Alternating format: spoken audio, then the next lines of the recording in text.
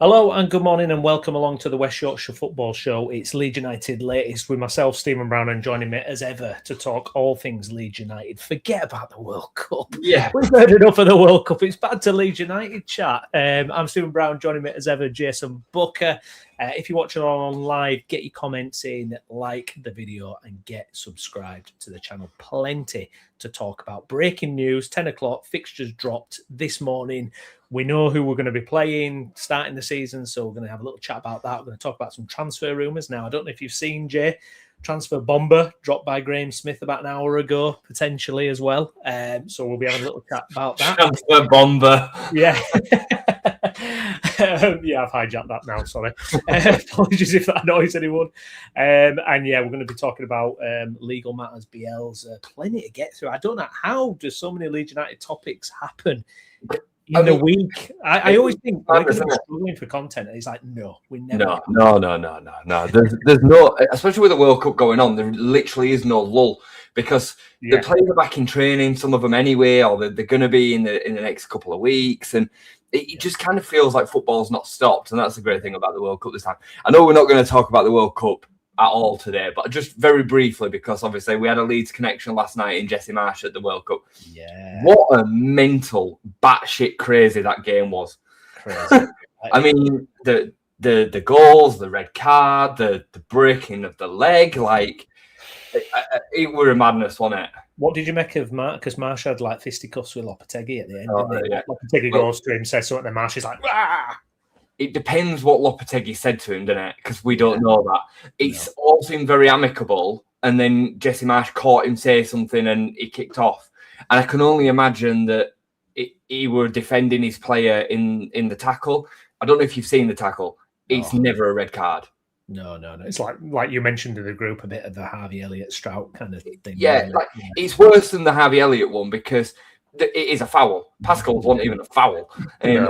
This he kind of like catches him on the back of the leg as he's running away. It's never a red card, but it gets upgraded to a red card because of the severity of the injury. So it's one of them. But yeah, it was mental.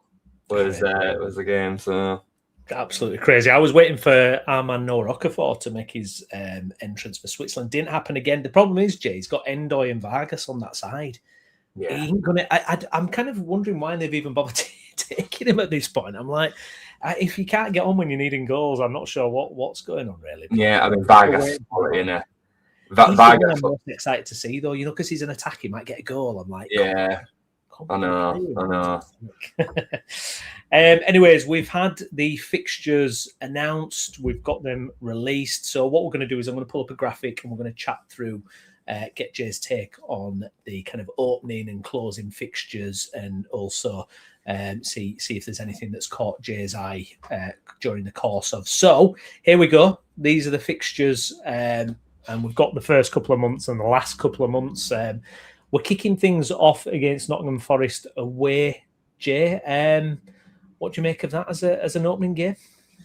Yeah, I mean, we were saying before we went live, weren't we? It's not the worst fixture we could have, but it's not ideal to start away from home. And you just kind of feel like Forest might have a bit of momentum, but hopefully they've imploded like they did last season during the off-season. That'd be nice. But yeah, it feels like a bit of a banana skin for us, does that? But then we follow it up with the winnable game at home, even though I know Brentford are a good side. You've got to look at the games that you can potentially win, and Brentford, I mean, most of his own games we're going to hope to win. So, yeah, it's an okay start. I'd have always preferred it to have been at Ellen Road. If them two first games had been the other way around in terms of home and away, I'd have probably been pretty buzzing with that, to be honest. So, yeah. It is what it is. We were just saying that it's definitely a late start. I'm sure that the Premier League season usually starts around the 5th to the 10th of August, but I could be wrong. Maybe it's to do with the World Cup. I'm not sure. And one thing that I did notice throughout all of the kind of box of fixtures was that we never go too long without a winnable game.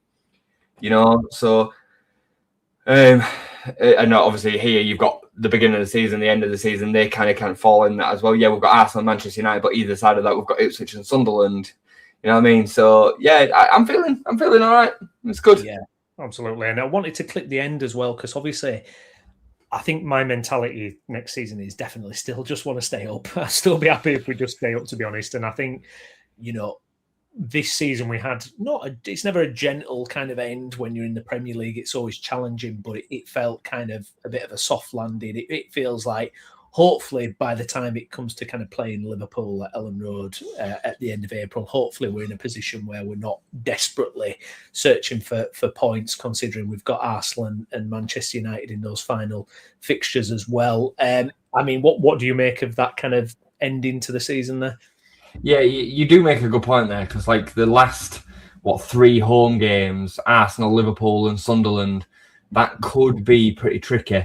And then you've got the away days of Manchester United, Crystal Palace at the end of the season. That isn't a great place to go in your last game of the season, is it? So, there's a few banana skins in there, but you never know, do you? I mean, look at this season.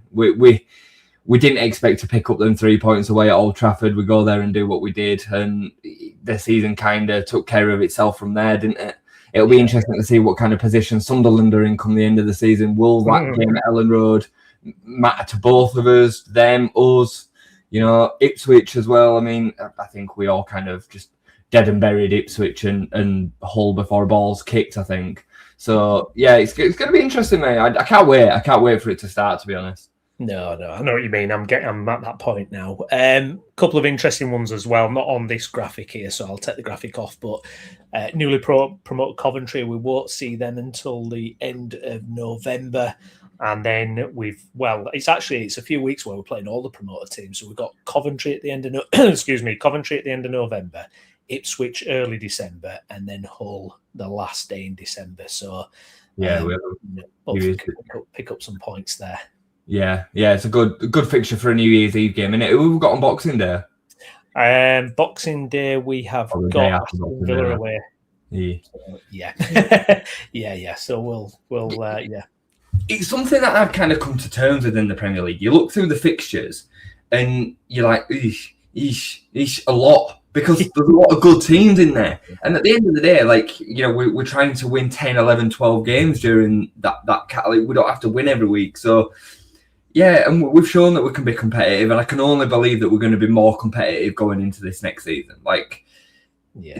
This season's has left me optimistic that we can continue to grow and build on that. And when you're looking at a situation where you've now got Coventry, Ipswich and Hull in there, as opposed to Wolves, West Ham and Burnley, you feel like we should be able to get enough points to be all right there, really, shouldn't you? Yeah, absolutely. It certainly feels with the situation with the promoted teams. I think my kind of PTSD last season was getting smashed to pieces again, like we were for the last 2 seasons. It didn't happen at all, and I think it just gives you that more confidence in terms of how many games we were in. Because you're right, you look at every squad in the Premier League, bar the 3 coming up, and you go, oh, everyone's got a player, haven't they, that you think, oh my God, on their day, they can turn us over.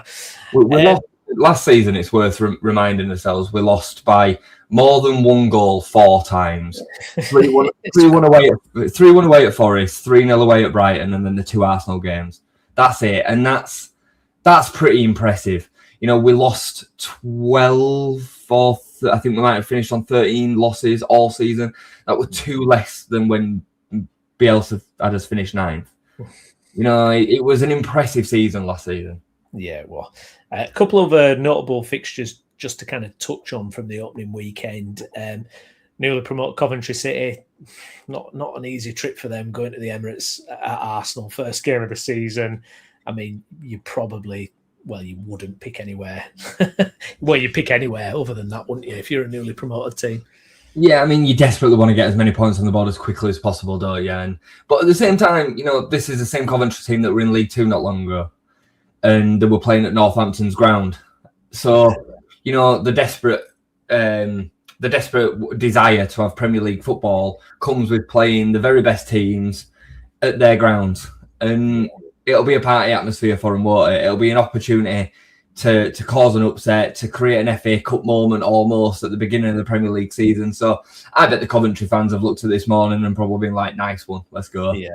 Yeah, absolutely. Elsewhere Ipswich versus Sunderland. So it'd be an interesting kind of gauge of where those two teams are at. Ipswich newly promoted and Sunderland. I mean, it is going to be fascinating to see what Sunderland are doing next season, like you mentioned before.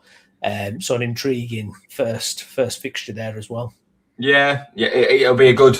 That's a good test for Ipswich. Yeah. Is that at Sunderland or Ipswich? No, it's at Ipswich. Ipswich. Yeah, that's a great little test. Similar, reminiscent to when we played Everton at the beginning of last season. Really, it's that kind of mid-table test. And yeah, it'll be interesting to see what Sunderland do. It'll be interesting to see what they do in the window this summer. You know, they're going to need to pad that squad out, given that the fact that they've got European football. Or they've maybe just thought, well, whatever we do in Europe's a bonus. We'll play the kids if we need to, and we're not going to really bulk up the squad that much more. But I don't know. We'll see. We'll see with Sunderland. I'm sick of talking about them, and the results proving me wrong. I think eventually. Yeah, exactly. Another biggie as well on the Sunday, Newcastle United versus Liverpool as well. Massive game, and I see Liverpool have just nicked another signing from Newcastle as well. I can't remember the lad's name. God, it escapes me. But Newcastle winning from him, Liverpool gone. Nah, we'll have him, which is reminiscent of Ekitike and last summer. There's a lot of movement in there. There's been a lot of transfers going on when you consider the fact that we've got a World Cup going on and we're so early in the window. Saw John Paul Van Hecker had signed for Spurs yesterday for 52 million. You know, they've already signed Senesai already, so that's a complete back line already sorted for them. And Romero's going to leave, isn't he? And I reckon Van de Ven will leave as well, given the last guy. And they should. They need just some serious churn and turnover in that squad. So yeah, but there's been a lot of movement for so early in the window. Yeah, teams trying to get the ducks in a row out there and try and get things organised. Speaking of transfers then, Leeds United, it's all quiet on that front, but Graham Smith, who, if Graham Smith tweets it out, you know it's got actual legs. So see what you make of this one, Jay. Leeds United exploring a deal to sign Borussia Dortmund attacking midfielder Julian Brandt, free agent. Plenty of good offers on the table for him. Believe there's Champions League interest too, but will be a fantastic bit of business now. Someone who was linked with Leeds United in the past, in our previous Premier League incarnation as well. Plenty of European pedigree. I'm just going to check his age. Is he about 30 now? Or he must be. He must be the other side. 30, hasn't he? Yeah, he's 30. Just turned 30 this year. Very interesting player, played at the top level for a long, long time in that attacking area as well. I remember, who was he? What was the team he played for before Dortmund? I'm sure we were sniffing around before for Julian. He's been at Dortmund for a while, hasn't he? I'm sure he's been at Dortmund. Oh no, I'm thinking of Draxler. We were linked with Draxler. Yeah, Julian Brandt. No, that might be. I think I've got them mixed up there. But Julian Brandt, then Jay, what's your kind of instant take on that? Yeah, I mean, that's an exciting one. You know, he's had nearly 50 caps for Germany. He's been around the top level for a long time. He was at Leverkusen before Dortmund, but he's played 218 times for Dortmund. He was very much in the shadow once upon a time of Marco Reus. And so he was never kind of seen as the main man at Dortmund for that kind of 10 role, but he's a top player. He's a top player. And when you talk about taking a level up, that would definitely be it. And you also then, not only do you get the quality improvement, but you get the experience that this team actually does miss at times. You know, we get it from Calvert-Lewin. We get it from the likes maybe in and around the squad of Sam Byram, Carl Darlow, you know, but we don't have a lot of on-pitch top level experience in this squad. We don't. It's not a young side as such, because we don't have a lot of kids in it either. But in terms of top level experience, it's minimal. So that'd be a massive signing, mate. Yeah, one that gets me very excited actually. Yeah, it'd be sensational. I mean, if you can get him on a free, that level of experience and quality, I mean, wow. And imagine if you double that up with Harry Wilson. I saw a tweet earlier saying the betting's suspended on Wilson to Leeds now. Well, it sounds like it sounds like we're in pole position now, doesn't it? It's changed back and forward over the last couple of days, but I genuinely do think that the Welsh boys make a difference with that one. Like, they've got Ethan Ampadu. Leeds United captain. He's such a big influence at Wales. Joe Rodon. These boys all have known each other for years. The one interesting thing, Caldalo as well, obviously, and Dan James, but the one interesting that I was thinking about this the other day when I was in my own head. How does Dan James recommend Harry Wilson to Leeds? Because he's kind of going to replace him, right? Yeah. So it's a weird one, isn't it? He might be being sneaky about it. It might be like Darlow, Ampadu, and Joe are like, yeah, it's brilliant at Leeds. And then Dan's just like, oh, don't bother. Nah, back out. Yeah, just don't do it. Don't take my spot, please. But yeah, he'd be. I mean, what a couple of signings there would be. Just on Julian Brandt, just very, very quickly, right? I'm just going to very quickly read out the succession of games that he's played. So from 2019 to 2025, last year's season, 33, 31, 31, 31, 32, 32, 30, 29. So he's an ever present, always available, always fit. You know what I mean? And that, again, makes such a big difference. There's no injuries in there. It doesn't look like he's ever had a career injury, really, when you look back through his whole career. So, and, goals as well, like from midfield, 3, 3, 9, 9, 7, 5, 7. You know what I mean? Like, he's influential in front of goal. So, yes, that'd be a monster signing. That will be incredible, was it? And you haven't touched your transfer budget. Yeah, obviously. Yeah, I mean, if Leeds pull off 2 frees of that quality, I mean, that will be astonishing because you've absolutely massively upgraded your attack for nothing. Yes, the salary is going to be there, but if you're not paying any transfer fees, you can loosen the purse a little bit. Is it just me, or does it seem like the Bosman ruling's becoming a bit more in effect? Like the Bosman ruling, once upon a time, didn't exist, did it? And players would have to pass off not the player, but the club would have to pay compensation regardless. And then it kind of became famous, obviously, with Bosman, but then Sol Campbell was the first big one that did it, wasn't he? He ran down his contract at Spurs and went to Arsenal on a free. It's almost like, because of this PSR situation, it's like there's conversations that are going on in the background where they're saying, right, we want you, but we can't pay the money that X club are going to want for you. If you're still interested, we're going to guarantee you this on this date as long as you don't sign a new contract. I think about it with Senesi, because there's no way that Senesi wouldn't have had suitors a year ago. No. And there's no way that Bournemouth wouldn't have been throwing everything that they had at him. How has it just so easily ran to the end of his contract and he's gone to Spurs on a free? I think it's a fascinating point. I really do. And I think it must be, because PSR and everything going on, they were talking about with the Elliot Anderson potentially 100 on it. The market is getting so inflated. Yeah. The fees are, you just can't do it. So I think you're absolutely bang on. I think it's been lined up, or so-and-so's free in the summer. I mean, look at what Leeds did last year. And I think you're bang on. I think it's absolutely fascinating. I think we'll see more and more of it.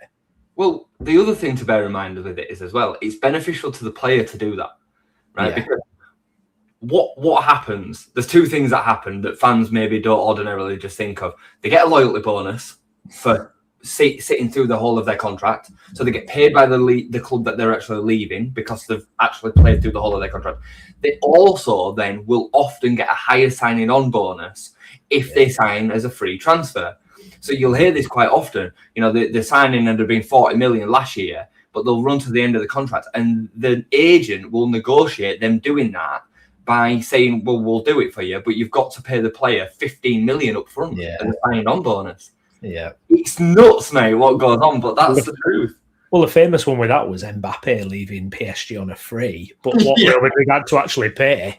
Yeah, it's a transfer fee in the end, but it's fascinating. And I mean, a player like that is just exciting, isn't it? That kind of name, that pedigree, and it just takes your squad to that next level, doesn't it, Jay? Oh, 100%. Yeah, mate. I can't say enough about it. I'm very, very excited about that kind of game. I'm just again looking through all the so in terms of the appearances last season, he made 29 in the Bundesliga. He made 9 in Europe as well. 41 appearances last season. You should see the stats of the games. 522 appearances in his career, scoring 99 goals at the very, very, very top. Winning the Pokal, winning. Certainly competing and going far in European competition, winning the Bundesliga, playing under some of the best managers You know, I'm pretty sure he were a Klopp player. I think Klopp signed him. So, yeah, very, very, very exciting. Elsewhere then, Jay, we've been linked a strong link this week. Shea Charles from Southampton, rumoured to be 20 to 25 million, depending on add-ons. What do you make of that one? Obviously, that area of the pitch, probably not absolutely top of the list in terms of agenda, but if you can get a deal like that done, he's 22 years of age, so much potential, came through at Man City. You know, it ticks all the boxes and massively upgrades, you know, your rotational ability, and obviously gives competition to your Ampadu's and all that as well. Yeah, Chris mentioned him yesterday when we were just chatting and kind of turned up his nose at him a little bit. And I actually quite like it. I've always liked him when I've seen him play. He's got great pedigree, as you said. I think the fee for... Is this Chris who doesn't rate Messi? Is that... Yeah, the same one. Yeah, I think he would give great competition to that area of the pitch. I think he's a lot better overall than Ilya Gruev. Yeah. He'd give us a real push, he'd give us that real extra bit of quality, and he gives us that strength in depth that we need. And like I say, he's a great age. Southampton situation, I'd like us to go and sign Cienza from them as well, but we can't have them all. Yeah, I really like him. I really like it as a sign. I think it's the right direction that we want to go in. You know, and there's potential markup there as well. You know, we look at the situation with Ethan Ampadu, and sure, we got Ethan Ampadu for an absolute steal. But, you know, if we were to sell Ethan Ampadu right now, you'd be talking 50, 60 million. Yeah. For 20 million for Shea Charles, if he continues to progress and evolve, given his age and his experience, he could easily be in the 40 to 50 million pound bracket within a couple of seasons. So, yes, makes a lot of sense. Brilliant. Michael, welcome along, mate. Charles will be a good signing, has potential if does well, has a big selling on fee, as Jay's mentioned there, 100%. Please do like the video if you're watching along, get your comments in, please subscribe to the channel as well. Interesting one, Jay, that popped up, I think it was yesterday or the day before, the Japanese goalkeeper, Zion Suzuki. I don't know if you saw that one. He was linked as well. I must admit, I don't know a lot about him. But in terms of, obviously, the goalkeeper position is something which we don't know where the club fully stand on it. We've got Darlow's contract expiring. Lucas Perry's future seems up in the air. Could Suzuki come in and fill that role for us, do you think? Yeah, well, I've seen him at the World Cup. He stands out because he doesn't look very Japanese. He grew up in, I think he was born in America, American parents, and moved over to Japan as a kid or whatever. He's got certainly the stature, the credentials, the size. When I've seen him, obviously we've only seen him in this one game. I have seen him previously, actually, but I can't really remember his performances. But I've seen him in this game. He's a little bit loose from what I saw. But I can't comment too much on it. I don't know. I think them kind of signings always make a lot of sense from a economical point of view, because you're tapping into another part of the world in the market, and it does matter. It does. So maybe not. I've done a couple of videos on the goalkeeping situation, and I'm a bit fascinated by it myself, mate. I know, you know, get your kind of take on it. I think there's so many different ways that this can go. You know, the Nick Pope rumours kind of reared up quite heavily last week or the beginning of this week, and it were, you know, Newcastle have signed a goalkeeper. They're expected to go back in for Trafford. Nick Pope's a year younger than Darlow. Darlow's not signed his new contract yet. The noise around him signing for Manchester United's kind of geared up a little bit more as well. That's got to be decided in the next 2 weeks because his contract finishes at the end of June. Then what do you do with Lucas Perry? I think this situation with the goalkeeper is going to actually dominate our window, really, in terms of the severity of it. Yeah, it's one of those things, isn't it? It's just bubbling away. It's building. There's that 2-week Darlow deadline approaching. There's rumours left, right and centre. Darlow and his agent must be rubbing their hands together. Rightly so, but, you know, just sorry to interrupt you, but just very quickly, from a Darlow perspective, he's earned this. Yeah, He's had to, you know, he backed himself and decided to take on the number 2 spot at Leeds United when he signed. But he was ready to take them gloves when they came, and he took that opportunity with both hands. He then sat down quietly back on the bench when we signed a replacement for Ilan Meslier, Lucas Perry. And again, come January, he was ready to take that opportunity. And he's been every bit a Premier League starter. Like, he proved me wrong because I didn't think he could have that level in him. And not only that, but at 35-year-old, he's improved himself. So he's technically got better. Shot stopping, his alertness, his game awareness, his kicking have all improved. And at 35-year-old, he's become Wales' number one. So, you know, he deserves all the credit. And I know he don't outright say it, so maybe I shouldn't say this, I don't know. But he's spoken about it in online, so I can say it. But other Brownie, he played with Carl Darlow and he knows Carl. And I remember him talking when we signed him, and he basically just said he were an absolute bomb scare. He said he was terrible. Wow. And to see the glow up and the difference that it's made, so, you know, I mean, and I trust Brown. I know Brownie. I trust Brownie's kind of opinion and take on it. To see how far he's come at this stage of his career, like I say, it's not like he's 25 and he's improving. He's 35. He's at the back end of his career, really. So yeah. It's crazy. I mean, I've said it a few times, but when we saw him come in against Shrewsbury in the cup that time, and I think you and I looked at each other and thought, he cannot play short. At that point, it was like, the reason why Meslier is in the team is because Darlow cannot play short passes or distribution. He's horrendous and his kicking's terrible. And it's like, the glow up, the Darlow glow up this season has been absolutely phenomenal. Yeah, I agree. I mean, I remember it just like you do. It were because we kind of wanted to see him at the time, didn't we? To see, because we thought we'd signed him as a replacement, didn't we? If you remember, we thought we were going to be number one. Yeah.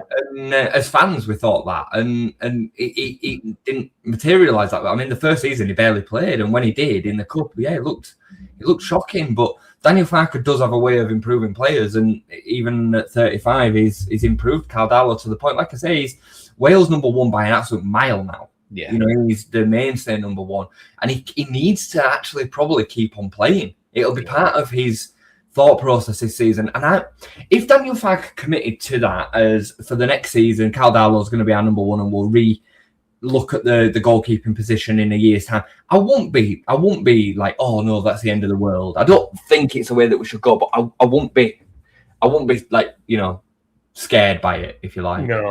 No, I think like the biggest compliment I can have about Darlow was like, I wasn't worried when he was in the net. It got to the point initially when he came in, you know, you're thinking in the back of your mind, but by the end I was like, I'm watching games and I'm not stressed about our keeper, which, you know, obviously when you've had Meslier in the net for so long, it was always like, oh God, anything could go in.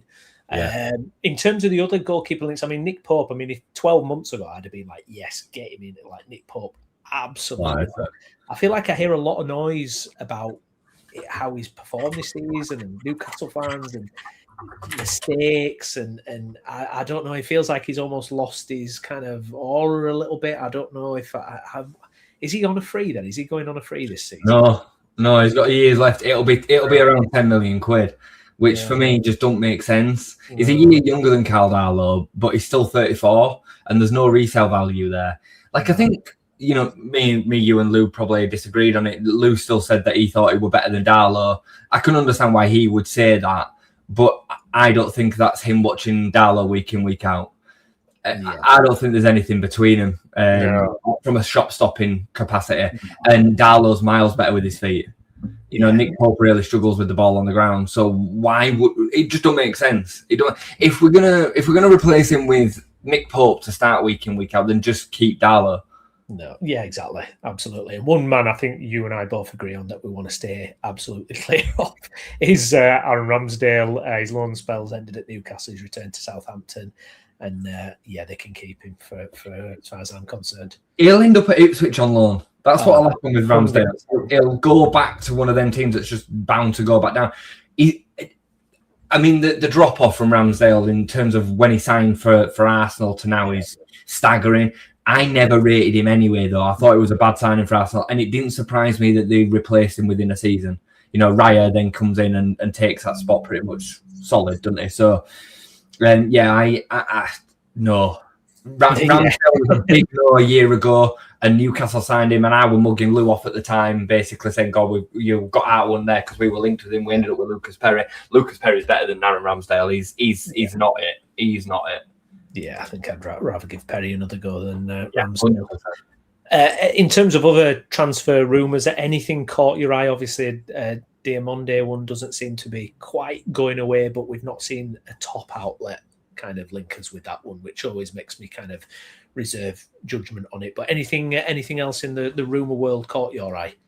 Yeah, I mean, it's just a lot of money in it, that one, which is why I think a lot of people are probably a little bit kind of keeping it at an arm's length, but it won't go away. I definitely think there's interest there. It's just as to what Leeds want to do with it and what the situation is, obviously, with Pascal Struijk. How do we replace it? Do we replace him with a left footer or a right footer? Nathan Ake, that rumour keeps on popping up from time to time. I've seen that a couple of times. I think he'll end up back at Bournemouth with Senasai moving. I think that's a free transfer, so it makes sense. And he's obviously been at Bournemouth anyway. The other one that kind of came out yesterday was Luis Openda from Juventus. Juventus have had to make that signing permanent, but they instantly want to move him on. They had an obligation to buy. It's just a stupid world that we're working in it, really. But yeah, they want to move him on. They signed him for €35 million. They want to recoup as much of that as they can. Could I see a signing Openda for 30 million? Probably, yeah. Do I think we'd be his first choice? Probably not. I think there'll probably be bigger suitors for Luis Openda. I mean, I did a video on it yesterday, and there were people saying, "Oh, he's not good enough." He's like, what are you talking about? Like 2 seasons ago, he was the second top scorer in the Bundesliga behind Harry Kane. He can play anywhere across the front three. Like he'd be a top signing. It'd be light years better than everything that we've got, with the exception of Noah Okafor, and I think he's probably better than Okafor as well. So I think that's pretty much it from what I can think of off the top of my head. I've not seen anything in terms of the way of outgoings either. In terms of noise, I think Pascal's going to go. I'm coming to the conclusion that Pascal's going to go now, because he's gone away. He's got married. He's not going to be back until pre-season. You would have signed a new contract by now if you were saying, just like Ethan Ampadu did. So I think there's going to be a move there. Well, there's a couple of interesting ones, Michael. Yeah, congratulations to Pascal, his marriage, and not yet signed contracts. I mean, it's not just Pascal either, is it, Jay? I mean, Farker himself. I mean, think it's Farker's got another year on his deal. That could drop any time, I'm guessing. I'm guessing that's kind of moving forward. But Brendan Aronson as well, he's away for the World Cup, and he's got a year left. We're gonna have to make a decision with him, and Gruev as well. There's a few things that are up in the air. The Darlow situation we've already mentioned. How keen are you to see these kind of get resolved as soon as possible? Yeah, I think it's a funny one, because you're right. Like, on the face of it, there's no difference between the Pascal, Daniel Farker, and Brendan Aronson situations. But I think they are different. The Daniel Farker situation, for one, it's always different where it's a manager, because the money that's involved in a manager is very, very different. If we sell Pascal Struijk this summer, we get 20 million. If we lose him next summer, we lose him for free. Daniel Farker, if another club wanted to come and take him, you'd be talking a couple of £1 million in compensation. And it's just different, innit? The dynamics are different. I think with Brendan, what you're likely to see with Brendan is something instantly as soon as the World Cup's finished. We've always seen it with Brendan, that this is the way that he operates, and I actually respect it. When we signed him, the day that we stayed up, he was confirmed the next day, if you remember. Yeah. The same happened a year later when he then left on loan. It was pretty much the day the season finished. And then the season after that, when he came back, the day that we lost in the playoff final, the day after that, Brendan Aronson was confirmed that he was coming back to Leeds United next season. It's just how he operates. He gets his ducks in a row at a certain point.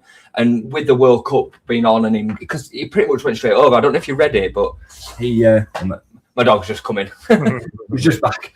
If you remember when if you've seen the interviews around his wedding and going to away with America, he basically had to push back his wedding. He missed his wedding rehearsal the day before because he was with the American camp, came out to get married, and then disappeared back to the World Cup again. So when has he really had time to sit down with Leeds United and sort out a contract? Like, I think that'll get sorted. I don't see Brendan leaving, because I just don't see the value being there for it to be worth Leeds losing that cog. No, No, you wouldn't think so, would you? I mean, it's interesting though what we're talking about, like the Bosman side of it. Though you never know, do you? With like, just run your contract down, and we'll pick you up on a free later on. It's not ideal for clubs to operate like that, but when you sign a player for X amount of money, you are basically paying for that period of time. Yeah. The money really is irrelevant because it's amortized over the period of time of the contract. Sure, the club as a whole wants to make money back on selling an asset rather than losing it for free. But really, on the grand scheme of the way that the rules sit, it doesn't actually make as much difference as people think it does. It's not like it is on Football Manager when you sell somebody for 25 million and the money like pops into that box. You know what I mean? It's not the way that it works really. So. It'll be an interesting one with Brendan. I really don't want to lose him because I think he's at a good age. I think he's not at his prime yet. I think if we get him to a new contract, I think we could look to sell him on in a season or two when we've completely outgrown him. I still think he serves a purpose in this squad. So yeah, I know, I agree. I think we still need. He's quite versatile as well. He can pick up that third midfielder role or the wings, I think there's still value there. Moving on to something that broke in the week then, Jay. Leeds United are considering legal action against Leicester City following a ruling that ordered Everton to pay Burnley 35 million for breaching financial rules. Burnley successfully claimed damages after Everton's breach, and Leeds are assessing whether to go ahead with their own case against Leicester. Leicester finished above Leeds in both the 22-23 Premier League relegation season and the 23-24 Championship promotion race. Leicester did get a 6-point Championship deduction last season, but successfully appealed. Now, Leeds and Everton had their own out-of-court settlement before, but the door seems to be ajar. Leeds are weighing up whether to go after Leicester for this. Where do you stand on this? I mean, but part of me thinks, there's money there potentially, especially after the Burnley situation. There could be a pot of money there for Leeds, which, let's be honest, everything helps, doesn't it? Every penny you can put in your account helps. Maybe there's another side of it where you go, well, it happened a few years ago. Have you just got to kind of, shift past that? But what do you make of this? Is this something you would like to see Leeds United pursue, or what do you make of it? I mean, I think it's a shame that this is what we're talking about within sport. Yeah, right. PSR, all the rules, everything else that kind of comes with it. It's not something that I like or agree with. We said this a couple of weeks on the show. Like the reality is, PSR it's not fit for purpose. It doesn't serve the purpose that it's put there for. It's not saved clubs going out of existence. It's not helped the integrity of any of the leagues. But it is a rule, and Leicester blatantly cheated. We all said it in the season that they did it. When they signed Harry Winks on 80 grand a week, 70 grand a week, or whatever it was, it just made no operable sense. That could function in the Championship in the way that they were, not with everything else. Like, they still had Patson Daka and Fatawu and Mavadidi on massive contracts. They had some unreal contracts. The centre back who plays in Europe now, Vestergaard. So it made no sense what they were able to do, and as a result of that cheating, because we didn't cheat, we were then put at a considerable sporting disadvantage, and it resulted in us losing Archie Gray, Jorginho Rutter, Crescenzio Somerville at the end of that season because we didn't get promoted. We overtook Leicester in March, I think it was, after pulling them back in, and obviously we know what happened come the end of the season, but sportingly wise, they had the advantage to finish 6 points in front of us or whatever. Like it's not that hard to consider a world in which without that cheating, they would have finished third and we would have finished first or second. Well, this is it, because they're solving their problems. Harry Winks 70, 80 grand a week or whatever. Whereas we were like, right, we were meticulously trying to pick deals at Ampadu for trying to stay within these kind of, four walls. And they were just like, oh, well, we'll just do it. And then, they win the league. It's like, what? And look, it has come back. Karma does come back around. I truly believe that. It does. And they've ended up in League One and way back in the Premier League. And we've stayed up last season. So it has worked out in the way that it should have done. But we could have actually been ahead of time, we could have had more for our assets. You know, if we'd have got promoted in that season, how much would Crescenzio, Somerville, Jorginho Rutter, and Archie Gray have been worth?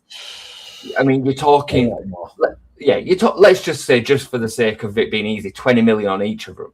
I think that's probably about fair. Yeah. That's 60 million quid. Yeah. You know what I mean? So it can't be sniffed at. And for me, you know, if I were high up at Leeds United, I'd be going after him as well. Yeah, absolutely. Because, you know, as well, I mean, we're Leeds United, and if anybody, you know, we've had to, you know, people have come after us intensely, haven't they? I mean, look at Leipzig with a Kevin Agustin thing, and so, you know, but people are not forgiving, are they? In those, you know, it's a business culture, it's a business sport, unfortunately, you know, whether you like it or not, and you know, people are going to pursue these things. So it's we'll see what happens. I hope, you know, can it get resolved in the next couple of months? Can we add it into the transfer kitty if we get an extra, you know, 40, 50 million or something? That'd be nice. It would. Yeah, just add it in. I've got to get your take before we finish up on kind of back to the World Cup, but the Bielsa stuff from earlier in the week. Fantastic footage coming out of Bielsa refusing to pose for the photo shoot and the video stuff that they do, and he just refuses. He says he's not a model, kind of explains it away, and it's kind of coupled up with the fact that Joe Cole's then been on a podcast saying he thinks Bielsa's a myth. I mean, first of all, kind of you look at Bielsa. I mean, we're talking about, you know, you just mentioned, why do we have to talk about, you know, this kind of stuff with football, the money side of it and all that. Well, you look at Bielsa and you can't get anyone more authentic, you know, in terms of his feelings towards the game, and it's just on brand for him, isn't it, Jay? It's just funny because he doesn't want to be the story. He never wants to be at the forefront of what's happening, but because of the way he is, he just automatically, you know, because it's so different to what you see generally. I'd love to do a study on him. I mean, I don't just throw it around willy-nilly, but he's probably the most neurodiverse person you will ever meet. Yeah, you know, the way that his brain operates, the way that he focuses on football, the way that he has no kind of concept of what people think about him. Like, can you, like, you know, even just coming on this stream, there's a certain amount of us that will be thinking, what do people watching us think about us? Because there's something, quote unquote, normal about that. Marcelo Bielsa doesn't even enter his psyche. He don't care. It's not because he's arrogant that he don't care. It's just because he doesn't care. It don't enter into his psyche, and that's what, you know. That the way that he looks away from the camera, bless him, and when they're trying to get him to model, it's so funny because most people would just mask that. They just force themselves through it. Through the discomfort. He won't. It's just like, no, I don't want to do it, so I'm not going to do it. That's it. And we love him, don't we? We absolutely love everything that he's about, and because his heart is so solidly in the right place. You know, and he just loves football. He loves the kind of style and play that he wants to create. And this is what I was trying to explain the other day. Like, Marcelo Bielsa will never go down in history as being one of the greatest managers of all time because he's too difficult to work with. He's too much of an enigma. But the situation that he found himself in at Leeds United was perfect for that, as it was at Bilbao, as it was at Chile. He found the environment that he needed to be able to you know, articulate himself and be successful for a period of time. But it ain't going to be for everybody. And that's why then you've got somebody like Joe Cole, who, you know, has had a successful career, right? But he won't stop to think about it on the level that I'm trying to explain it now, you know, because it's deep. Football is very surface level, very, very surface level. What they say in an interview, what they do on the pitch, goal goes in back of net. That's it. Very surface level. Bielsa's the opposite of that. You know, so I feel sorry for him, but I know he won't care. You know what I mean? Well, Phil Hay wrote a fantastic article. I don't know if you saw it in the Athletic, kind of almost like explaining why this was not a surprise and what Bielsa's like. And he made a really good point that if you look at fan interaction Bielsa's done, he'll go above and beyond for fans. You know, when he's meeting and greeting with fans, and Phil references a story where a kid sends a letter to Bielsa saying, "Can you sign something for me?" And then Bielsa writes him back saying, "Yes, I will, but can you sign something and send me it?" You know, to kind of cherish that thing. And you know, those bonds. I mean, that was the stuff that like killed me when he left, was all the clips of him like coaching the junior team, meeting fans, all those special little stories. You know, that's the stuff, that's the measure of the man.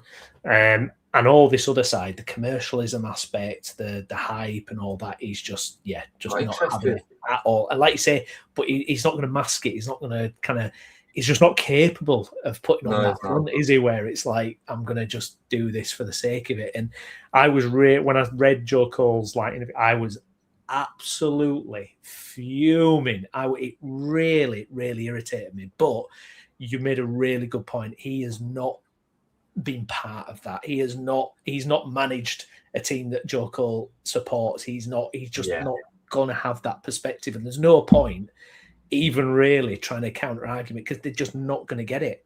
No. And it's kind of sad. I feel a bit sad for him that how it's gone at Uruguay a little bit in terms of all this kind of negativity around it and what happened with Suarez, and you know, Bielsa coming out saying that, you know, I'm quite toxic and it's difficult, and it feels like it's kind of coming to a little bit of a messy end. You know, he's gone after the World Cup, and I really thought him and Uruguay were going to be so matched. It started off so well, you know, it started off so brilliantly.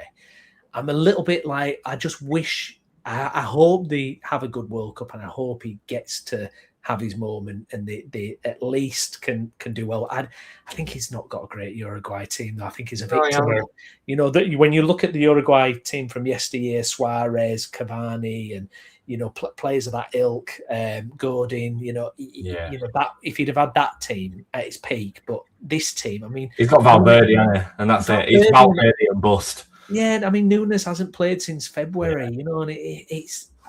I just feel like it's a shame in a sense that it's kind of finishing this way with Uruguay for him. He's almost in the wrong generation, isn't he, Marcelo? You know, the modern day player on 150, 200 grand a week, what, you know, being demanded to do what Marcelo demands, they're just not about it. Yeah. You know, but that's why, because we had such an industrial team who wanted to believe in him so much, the likes of Luke Ayling, Liam Cooper, you know, we had the, you know, Calvin, all that, Stuart Dallas, they were able to find a higher being of themselves through him. And it all mixed together to be able to be what it was. Same at Bilbao. You know, Bilbao was a very, very, very special constitution. Yeah, you know, the way that they only play with Basque players and they're so competitive. That makes sense that Marcelo would have been able to work with that. You know what I mean? Yeah.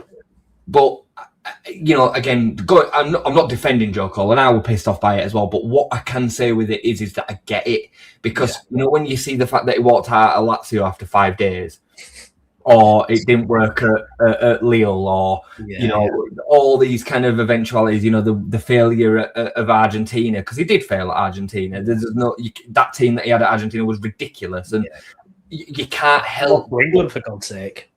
Yeah. You can't help but then kind of lean into, for somebody that hasn't been emotionally touched by him and connected with him, why they will think that. But that's our job, is to kind of staunchly defend it, you know, when it comes down to it. Do you think he'll do another job after this? Wait, because he's 71 shortly. Can you see him? What can you see his next move be, do you think? The thing is with Marcelo, I don't imagine there's a world in which he just sits at home, sipping on wine and spending time with the wife. I just don't. I can't see it. Like, you know what I mean? Like, so probably, I don't know where or what. Maybe he goes back to Argentina and you know, goes to Newell's again. I could see that. Yeah. Maybe a director role at Newell's if that's something that he could maybe slow himself down to, the progress the academy and stuff like that. Maybe.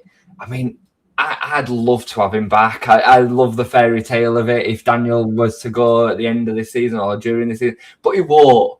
He won't. Marcelo will never step back through the doors at Leeds. I just don't see it. We've spoken to him already, haven't we? I think that's true. I think that rumour was very, very good. The 49ers did try to get him back. But, yeah, I don't know. Can I see him No, I can't see him retiring. He'll do something. He's got to do something. A man like that, his brain's just too. He can't sit at home with the missus, can he? His dying day will likely be on his bucket on a pitch. You know what I mean? It will. He lives and breathes it, doesn't he? He lives and breathes football. Yeah, absolutely. Iriola was a disciple of Bielsa at Bilbao. Would have been ideal for Leeds, having seen how he took Bournemouth to another level as Bielsa did. You know, it's funny with all the Bielsa disciples, Pochettino, Iriola, Pep. Pep. You can see, yes, that Marcelo thing. The difference with Marcelo is Marcelo probably would never take some of the. Well, he wouldn't manage PSG like Pochettino, because he were Pochettino and Iriola. They still have, you know, that ambition to get to the top clubs, to give themselves the best chance of winning trophies. Whereas with Marcelo, it feels like it's a different mission. He's going to go to a struggling team who are going to buy into his methods, and that's what he's in. It's no interest of him to go to PSG and win another, title. That's never what he's been about. That's always the defence when people say, well, he ain't won all. Like Joe Cole said the other day. Yeah. Bielsa's not for them teams. He absolutely could have gone and won so much more, but he's not. He tries to find the perfect position for him and his ideologies. You know, Lazio should have been that, really, because Lazio was that kind of club. Certainly Bilbao, Leeds situation that they found themselves in. And, he's just a special guy, man. He really is. He really is. The best. Right, we're going to wrap it up there. Thank you very much to everyone who watched along live. If you're watching this later, get your comments in. Smash a like on the video. Get subscribed to the channel. Myself and Jay, we will be back soon. Keep an eye on the channel as well. We've got daily World Cup videos as well.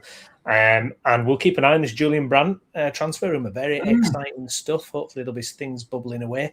But I've been Stephen Brown. With me as ever, Jason Booker. Thank you, Jason. Thank you, mate. And we will see you again soon. Thank you for watching. Bye-bye.